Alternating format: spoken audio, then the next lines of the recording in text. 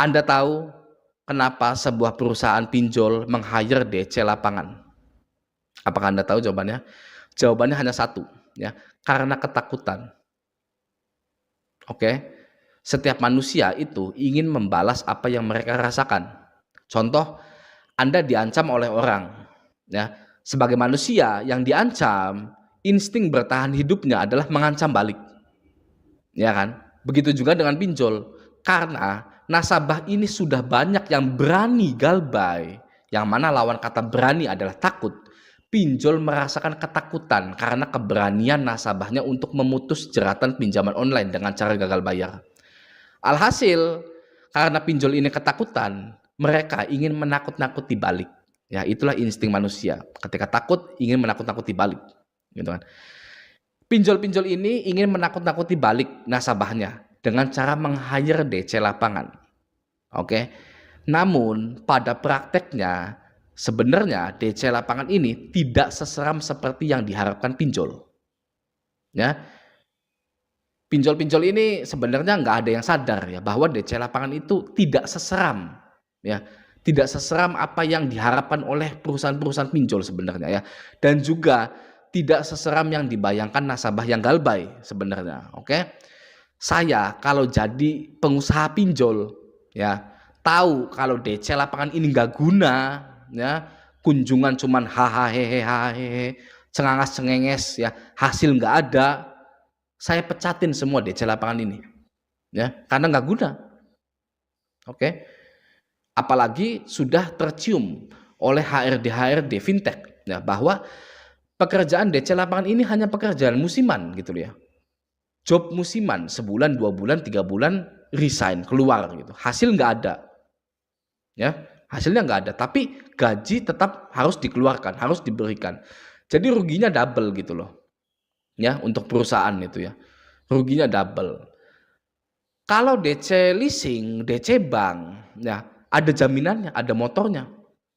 Biasanya DC leasing itu nakut-nakutin, motornya akan ditarik Pak, kalau nggak bayar gitu kan, di jalan itu akan ditarik. Dan yang nariknya bukan saya lagi, pihak yang lain gitu. Kalau Bapak tidak segera membayar gitu, itu DC leasing. Gitu ya. Nggak usah debat ini itu, santai saja ya DC leasing, ya kan ya. Gitu. Apalagi DC bank, rumah bisa disita, ya kan, ditempel gitu kan, dipilok gitu kan, ya. Nah ini kalau DC pinjol, DC lapangan pinjol, apanya yang mau ditarik? Ya, apanya yang mau ditarik? Apanya yang mau disita?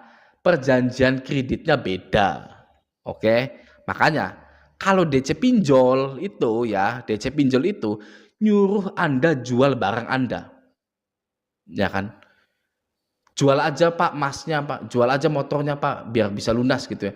Jarang sekali ada penagihan pinjol ancamannya penyitaan barang, penarikan barang, ya.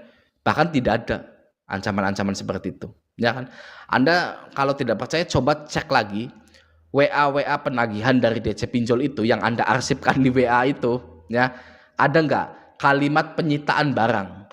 Saya jamin nggak ada. Ya, saya jamin tidak ada kalimat penyitaan barang. Tidak ada. Oke.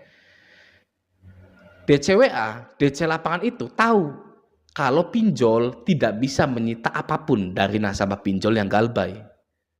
Karena tidak ada di perjanjiannya itu tidak ada gitu ya, bahwa nasabah galbay harus mengembalikan barang yang sedang dijaminkan.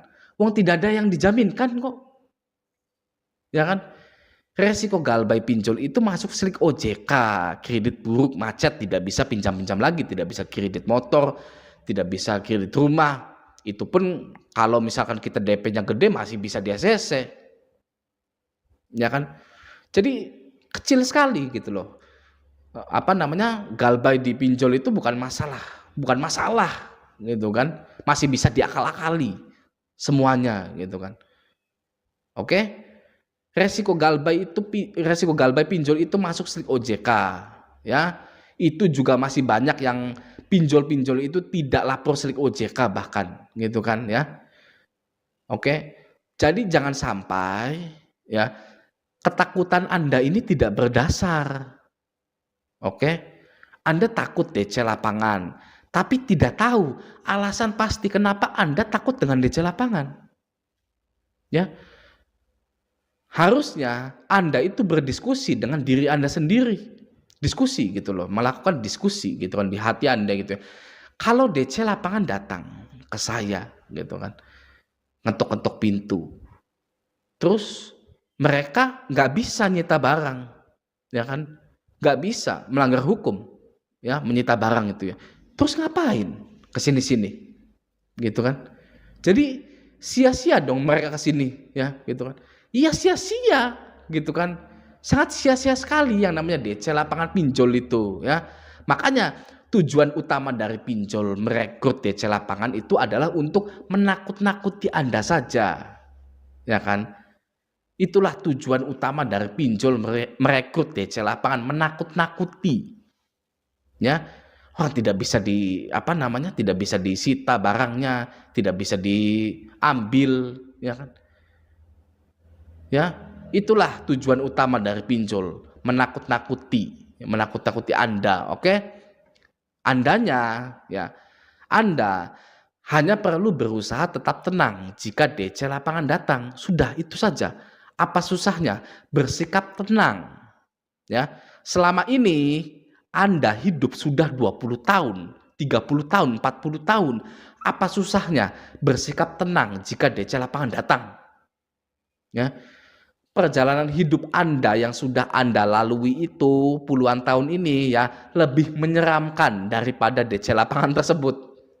Ya, perjalanan hidup Anda yang sudah Anda lalui itu lebih menyeramkan loh daripada DC lapangan yang berkunjung itu. Ya. Oke. Jadi kapan gitu loh Anda untuk memutuskan menjadi dewasa dalam menghadapi masalah gitu kan. Tidak susah. Bersikap tenang, tenang saja. Tidak ada yang bisa disita. Gitu. Mau apa? Gitu kan. Kunjungan silakan gitu kan. Pasti pulang gitu. Balik lagi bilang nggak ada, pulang lagi. Balik lagi nggak ada. Sudah, oke? Seperti itu ya.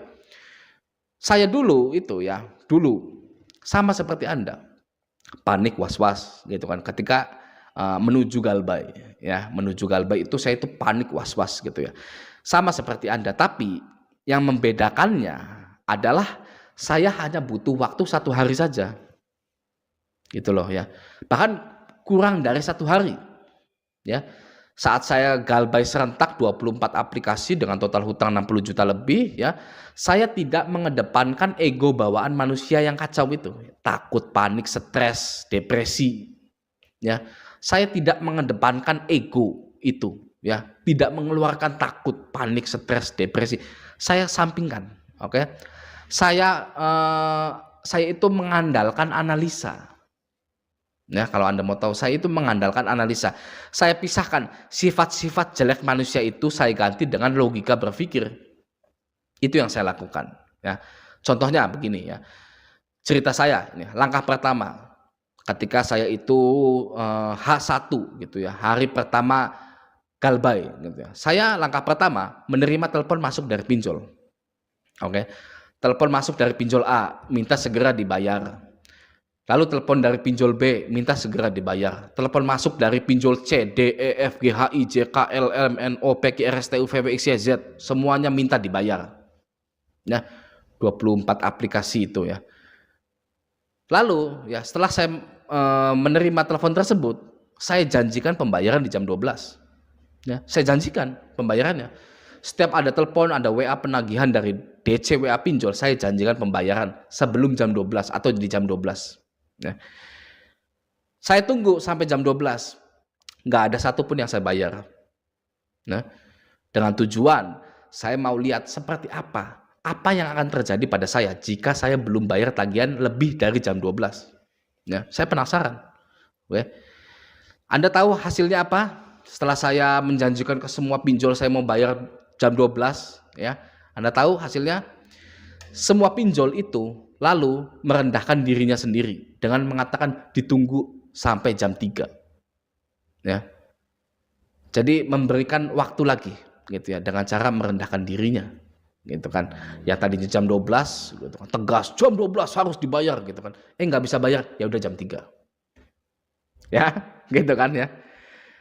Lalu langkah ketiga setelah itu saya janjikan lagi di jam 3 Ya, di jam 3 saya sudah bayar. Saya yakinkan mereka, bahkan ada yang saya suruh bilang ke bosnya, kalau jam 3 saya pasti bayar. Gitu ya. Silakan bilang bosnya. Oke? Ya, langkah keempat, tidak ada yang saya bayar. Saya tunggu sampai jam 3 lebih. Lalu DC itu merendahkan dirinya lagi, ya. Dengan mengatakan di jam 5 Pak harus sudah bayar ya. Dari jam 12 ya nggak saya bayar, jam 3 saya janjikan pembayaran nggak saya bayar, jam 5 ya sampai jam 5 ya. Anda tahu setelah jam 5 langkah selanjutnya yang saya lakukan, tidak ada yang saya bayar sama sekali hingga sekarang. Ya. Dan DC itu pun merendahkan dirinya lagi dengan cara menyerah, tidak mau menghubungi saya lagi. Oke, sesimpel itu ya. Ancaman demi ancaman dari DC pinjol, intimidasi ya. Saya itu lebih duluan ya merasakan apa yang Anda rasakan saat ini. Ya. Saya tunggu, ya kan gitu kan. Saya tunggu apa sih yang akan terjadi pada saya. Dan ternyata tidak ada yang terjadi. Ya, saya masih sehat ini ya. Mau saya buka kacamata saya. Ya, saya matanya masih sehat kok. Ya, ini 1, 2, 3, 4 ya, berapa? Masih sehat semua. Ya, tidak ada yang membuat saya sakit karena pinjol itu ya. Oke, itulah cerita saya saat saya terjerat pinjol. Malah saya tantang ya.